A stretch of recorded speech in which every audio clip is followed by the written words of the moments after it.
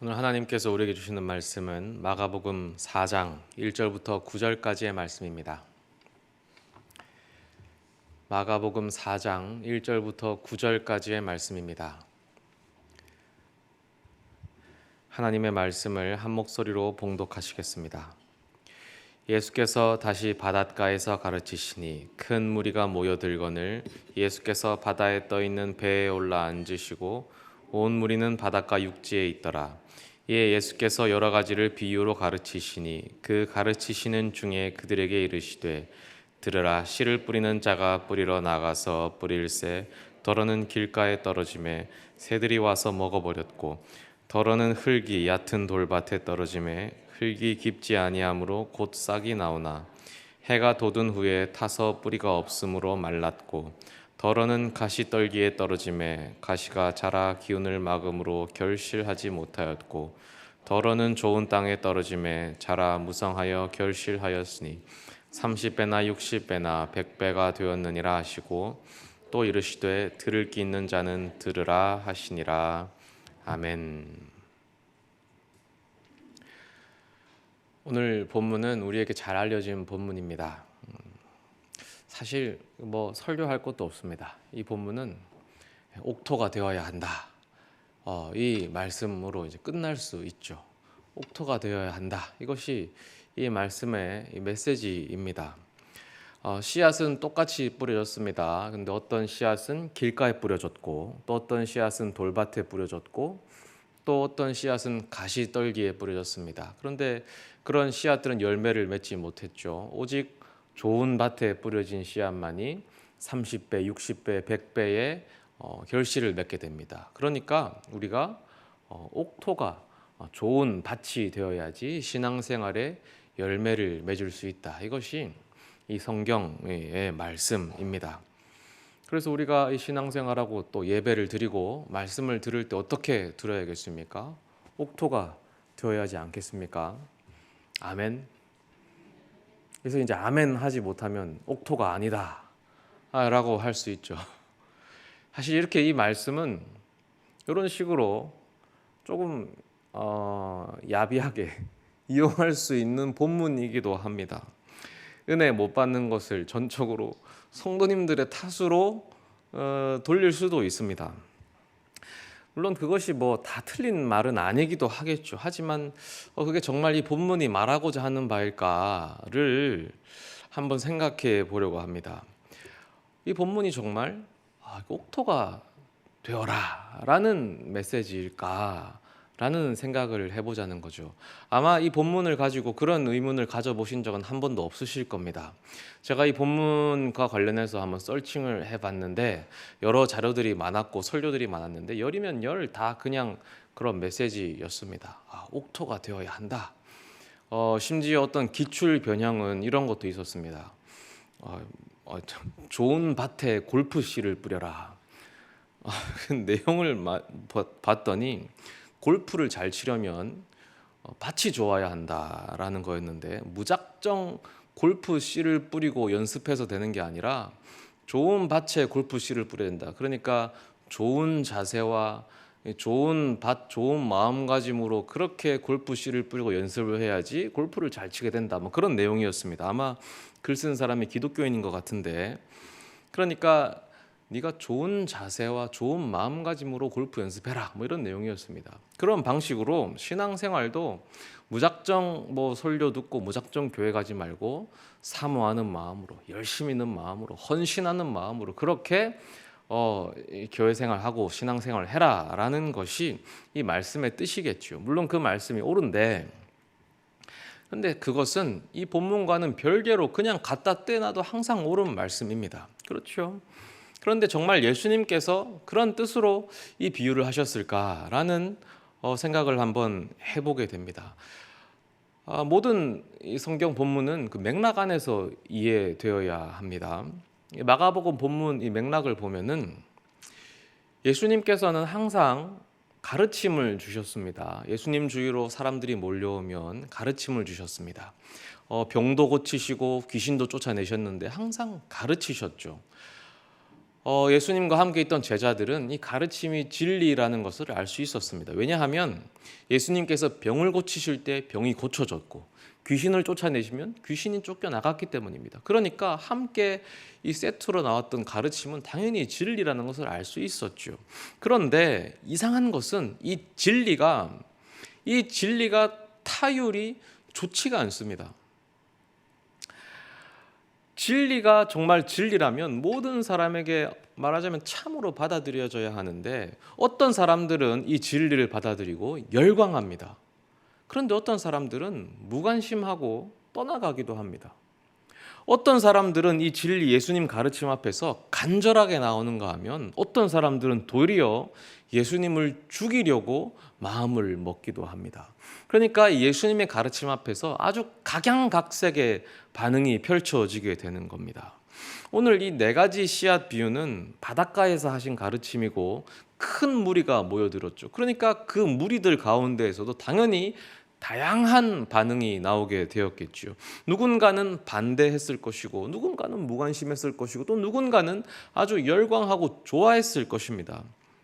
이러한 현상은 특별히 제자들이나 가까운 그런 제자들에게 질문을 불러일으킵니다. 왜 하나님 나라의 메시지가 이렇게 뒤섞인 반응을 일으키게 되는 것일까? 이게 진리라면 사람들이 진리 앞에서 복종하고 순종해야 되는 거 아닐까? 이게 정말 진리일까? 라는 질문을 일으키게 되는 것이죠. 오늘 예수님의 네 가지 이 씨앗 비유는 이러한 현실 문제에 대한 대답으로 주어진 가르침입니다. 왜냐하면 그들은 예수님의 가르침 앞에서도 열매가 없는 현실을 목격했기 때문입니다. 그런데 이러한 성경의 현실은 우리의 현실과도 맞닿아 있습니다. 열매가 없는 현실은 우리의 현실에서도 똑같이 펼쳐지기 때문이죠. 첫째로 세상에서 열매를 찾을 수가 없습니다. 예수님의 말씀이 진리라면 왜 이 진리가 열매를 맺지 못할까요? 왜 복음이 이렇게 힘을 잃고 시들시들하는 것입니까? 기독교 인구가 우리나라에서 몇 년째 계속해서 땅으로 추락하고 있습니다. 회복될 기미를 안 보입니다. 특별히 이 다음 세대의 복음 화요를 보면 거의 미전도 종족, 거의가 아닙니다. 실제로 미전도 종족의 복음 화율과 똑같습니다. 예수 믿는 사람들이 아이들이 없습니다. 이게 우리나라만의 문제일까요? 미국 같은 경우에 기독교 정신으로 세워지고 기독교 국가라고 하지만 기독교 국가인지 사실 잘 모르겠습니다. 제가 미국의 사정을 잘 알지는 못하지만 썩 그래 보이지 않습니다. 온갖 윤리 기준이 다 무너지고 정의와 평화가 무너지는 모든 중심에 미국이 있지 않습니까? 그리고 종교개혁의 국가라고 하는 그 유럽들은 또 어떻습니까? 유럽의 교회와 성당들이 다 문을 닫고 디스코 클럽으로 팔리고 있는 것이 비단 어제 오늘 일이 아니지 않습니까? 복음이 진리이고 성경이 진리인데 왜 이런 일이 벌어지고 있는 것입니까? 또 둘째로 우리 인생 가운데에 열매가 맺히지 않습니다. 예수님의 말씀이 진리라면 왜 우리 삶 가운데 열매가 30배, 60배, 100배 열리지 않습니까? 서당께 3년이면 풍어를 읊는다고 하는데 우리들 다 3년도 훨씬 넘고 30년 가까이 되는 신앙생활 가운데 왜 열매가 안 맺히는 걸까? 이유가 뭘까요? 이유는 옥토가 되지 못해서겠지요. 그러면 옥토가 뭔가? 예수님이 옥토가 되라는 뜻으로 이 비유를 들려주신 걸까? 오늘 이 예수님이 하신 비유를 좀 자세히 보려고 하는데요. 보면 의외로 우리가 좀 잘못 알고 있는 부분들이 있습니다. 그런 부분들을 좀 한번 짚어보고 그 뒤에 이 본문의 진짜 의미를 한번 확인하도록 하겠습니다. 첫 번째로 이 씨 뿌리는 비유에서 이 씨앗이 맺히는 그 성공 비율이 4분의 1, 25%가 아닙니다.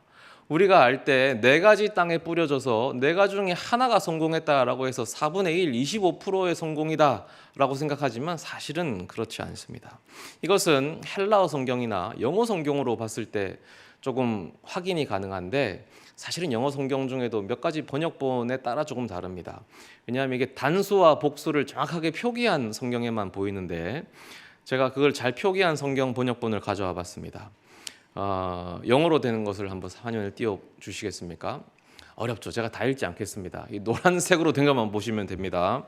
4절에 보면은 여기가 이제 길가입니다. 한글이 보이시죠? 중간중간에 path, 길가에 뿌려진 씨가 4절인데 seed, 단수로 되어 있습니다. 씨 한 알이 뿌려진 겁니다. 물론 비율로 되어 있겠죠. 아무튼 seed, 단수로 되어 있습니다. 그리고 5절이 ground, 돌밭에 뿌려진 씨인데 seed, 단수입니다. 그리고 7절이 가시떨기인데 역시 seed, 단수입니다. 그리고 8절이 good soil, 옥토인데 여기는 seeds, 복수로 되어 있습니다. 그러니까 이게 단수와 복수로 다른데 어떤 거냐면 씨앗이 길가에 하나, 돌밭에 하나, 가시떨기 하나씩 떨어지고 옥토에는 사실 3개가 떨어진 거예요. 그래서 하나는 30배, 하나는 60배, 하나는 100배 떨어진 겁니다. 그러니까 비율이 25%가 아니고 성공 확률이 훨씬 높습니다. 굳이 따지면 50%인 거죠. 이렇게 돼 있고요. 내려주시고 둘째로 결실에 실패한 씨앗들도 보면 절반이죠. 얘들도 무작정 실패가 아니고 단계적으로 어느 정도의 전진을 보여줍니다. 진전을 보여주는데 첫 번째로 첫째 씨앗이 길가에 떨어졌죠. 이 씨앗은 가장 실패한 씨앗인데 얘는 이제 출발도 못한 것입니다. 아예 출발도 못한 것이고 그다음 두 번째 씨앗이 돌밭에 떨어졌는데 얘는 사실은 뿌리를 내리고 싹이 피었습니다. 그런데 돌밭이라는 것이 이 밑에 돌이 있어서 뿌리가 땅이 얕기 때문에 뿌리를 깊게 못 내렸기 때문에 오래 못 간다는 것이죠. 이것은 말씀을 받을 땐 열광적으로 개종했다가 금세 시들어 버리는 것입니다. 그러니까 예배 자리에서는 말하자면은 은혜를 받고 세상에 나가자마자 금세 시들어 버리는 그런 신앙인을 이야기합니다. 불안정적인 개종자를 말하죠. 세 번째 씨앗은 가시덤불에 떨어졌는데 이 씨앗은 죽은 씨앗이 아닙니다. 잘 자라는 것입니다. 잘 자라고 개종도 했고 신앙생활을 이어나가는데 단 열매를 못 맺는 것이죠. 죽었다는 의미가 아니고 잘 자라는데 열매를 못 맺을 뿐입니다. 왜냐하면 가시덤불에 영양분을 다 빼앗겨서 그렇죠. 네 번째 좋은 밭의 핵심이 열매인 것입니다. 열매. 개종을 하고 신앙생활을 이어나가고 열매까지 맺는 것이 핵심입니다. 그러니까 이 네 가지 밭이 단계별로 진전을 보여줍니다. 자, 그런데 이렇게 해놓고 나면 조금 이상한 점이 있습니다. 눈치채셨는지 모르겠는데 농부가 처음부터 좋은 밭에다가 뿌리면 되지 왜 길가에다가 뿌리고 돌밭에 뿌리고 가시떨기에다가 뿌리는지 좀 이해가 안 되지 않습니까? 이거는 농사를 처음 짓는 농부도 아니고 길 가다가 흘린 것도 아니고 농사를 좀 못 짓는 농부인지 이해가 안 되죠. 근데 사실은 그렇게 오해하면 안 됩니다. 왜냐하면 이 비유에서 씨 뿌리는 이는 예수님이시기 때문에 농사 짓는 방법 자체에 오류가 있을 수는 없습니다. 그러니까 이 비유는 팔레스타인의 농사 짓는 문화 안에서 이해해야만 되는데 그들의 농사는 우리들과는 다릅니다. 우리나라는 하나님이 복을 주셔서 땅이 아주 비옥하죠. 그러니까 땅이 비옥해서 이 농사 순서가 다른데 땅부터 다 쟁기질을 하고 땅부터 뒤집어 엎어서 좋은 땅을 만든 다음에 씨를 뿌리죠. 그런데 팔레스타인은 달라요. 그들은 광야 다 척박한 땅이라서 씨부터 뿌리고 그 다음에 쟁기질을 합니다. 씨부터 뿌리고 그 다음에 밭을 갈아요. 이것이 중요한데 농부들은 씨부터 뿌려놓고 그 다음에 좋은 밭을 만들어 갑니다. 좋은 밭은 처음부터 좋은 밭이 아닌 거예요. 다 척박한 땅인데 씨를 쫙 뿌려놓은 다음에 그 다음에 농부가 쟁기질을 해서 밭을 뒤집어 엎어서 그 밭들을 다 갈아서 좋은 밭으로 만들어가는 것입니다. 그리고 그 이후에 열매가 맺히는 거예요. 이 비유를 잘 생각해 보십시오. 좋은 밭의 핵심은 열매가 맺히는 거라고 했지요. 그러면 지금 이 상황 속에서 하시는 말씀인데 그러면 좋은 밭이 누구겠습니까? 제자들이 좋은 밭일까요? 아니요. 제자들이 무슨 열매를 맺었습니까? 제자들 믿음 하나도 없습니다. 제자들 절대 좋은 밭 아닙니다. 열매 어디 맺었습니까? 오히려 그들 비유하자면 길가에 가깝고 조금 뭐 잘 쳐줘봤자 바위밭, 뭐 가시떨기 밖에 안 됩니다. 그들 좋은 밭 아닙니다. 그래서 예수님이 하신 게 뭐냐면 오늘 본문 바로 다음에 예수님이 뭐 하냐면 이 비유를 설명해 주십니다. 이 비유를 해석해 주시는데 그게 뭐냐면 바로 쟁기질입니다. 제자들이 지금 가시 덤불, 바위 그런 척박한 땅이거든요. 그 예수님이 지금 씨를 뿌린 다음에 그 다음에 쟁기질로 좋은 밭으로 만들어 주시는 거예요. 이것은 농부로서 응당하셔야 할 일이고 그 일을 직접 하십니다.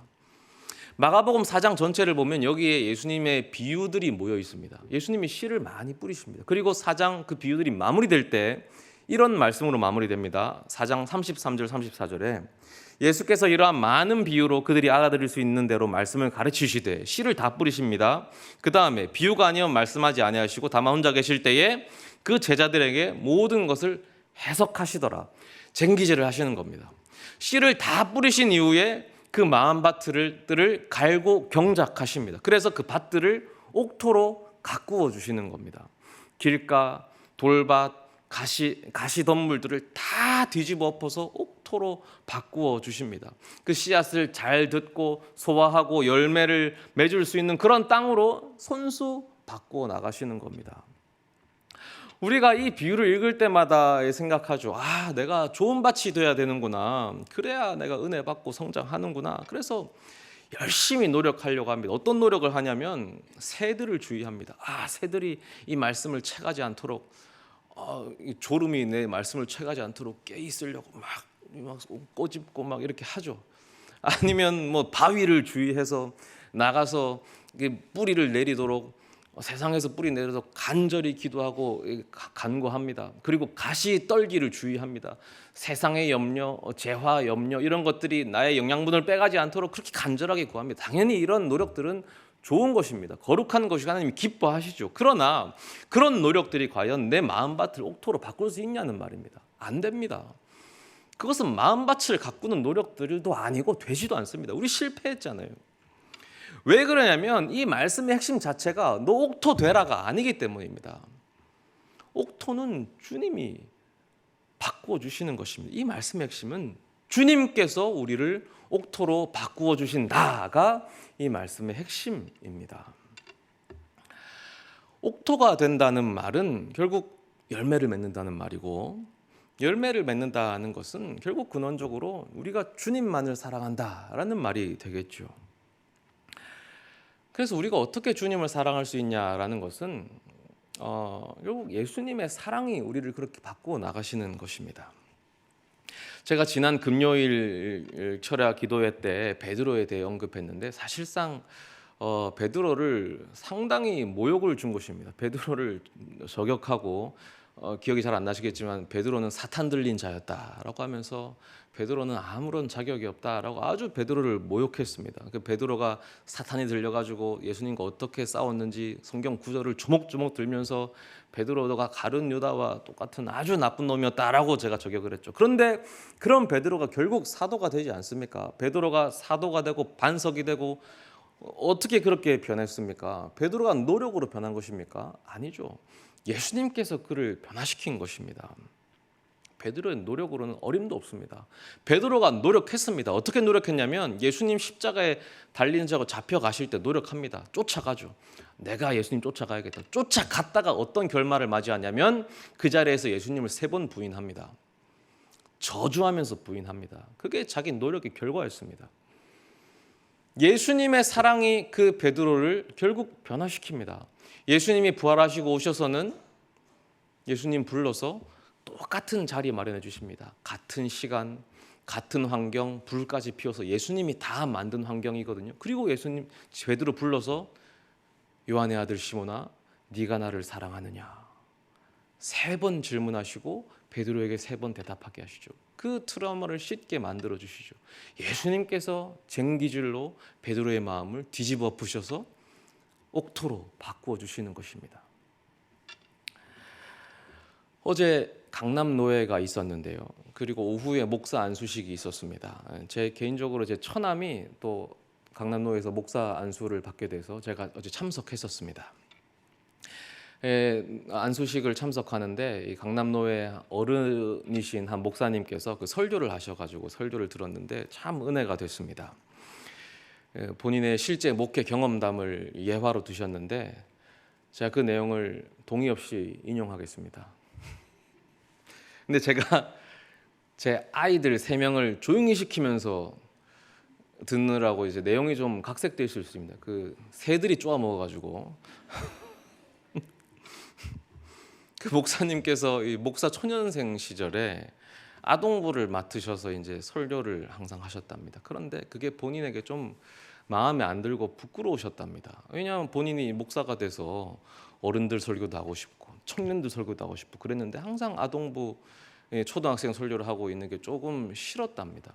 그렇게 사역을 하던 와중에 옛날 어떤 은사 목사님께 연락이 와서 누구 목사야, 너 요새 어디서 사역하니 뭐하니? 라고 했을 때 제가 아동부 사역합니다 라고 말하기가 부끄러워서 자기도 모르게 저 아이들이랑 요즘에 놉니다 라고 대답을 했답니다. 그렇게 대답했는데 그 순간 하나님께서 자기 마음속에 너 아이들 앞에 설교하는 게 부끄럽니?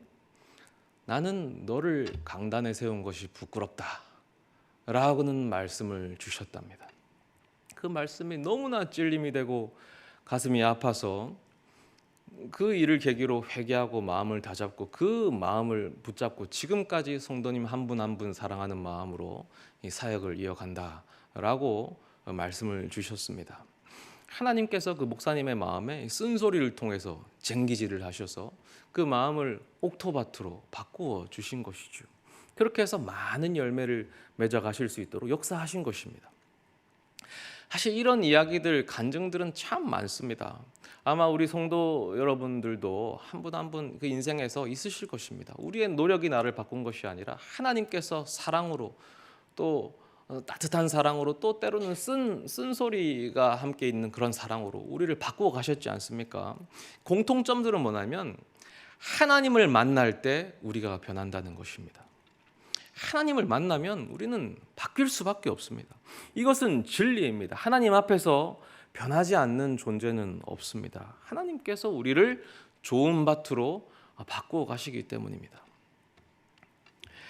열매를 맺으려면 우리가 옥토가 되어야 됩니다. 당연하죠. 맞습니다. 하지만 좋은 밭이 되기 위해서 다른 것에 집중하지 마십시오.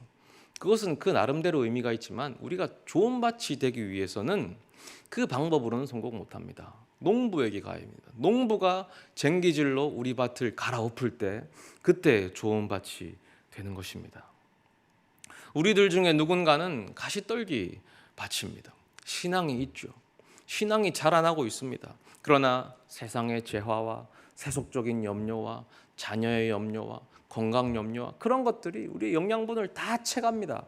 그래서 열매를 맺지 못하고 있습니다. 또 우리 중에 누군가는 돌짝밭입니다.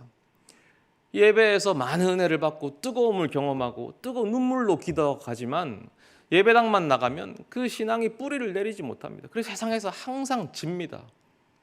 그리고 교회 들어와서 또 눈물로 회개하나 또 나가면 또 패배하고 그렇게 반복합니다. 또 우리 중에 누군가는 길가에 불과합니다. 와도 그저 그런 신앙을 반복할 뿐입니다. 그러나 다 괜찮습니다. 왜냐하면 주님께서 우리와 함께 하시기 때문입니다. 주님께서 농부이신 주님께서 우리의 마음밭을 갈아엎으시기 때문입니다. 그 주님께 나가면 그것은 농부의 응당 의무이고 따라서 주님께 나아갈 때 주님께서 우리 밭을 갈아엎으십니다. 그렇게 주님이 우리 마음밭을 옥토로 좋은 밭으로 바꾸어 나가십니다. 그러니 농부이신 주님만 집중하십시오. 주님만이 우리의 소망입니다. 그렇게 주님 안에 있을 때 자격 없는 우리의 마음밭에도 열매가 맺힙니다. 30배, 60배, 100배 놀라운 열매가 맺히게 되죠. 이것은 남들의 이야기가 아닙니다. 바로 우리들의 이야기, 나의 이야기입니다. 주님께서 우리 인생에서 이미 시작하신 이야기입니다. 우리 함께 찬양하겠습니다. 은혜로만 들어가네 찬양하겠습니다. 정말 우리는 주님께 나아갈 때 우리 삶에서 은혜로만 설 수 있습니다. 우리 다른 것 집중하지 않고 주님의 은혜, 우리 범죄한 우리를 부르신 그 주님의 은혜 묵상하시면서 이 찬양 올려드리겠습니다.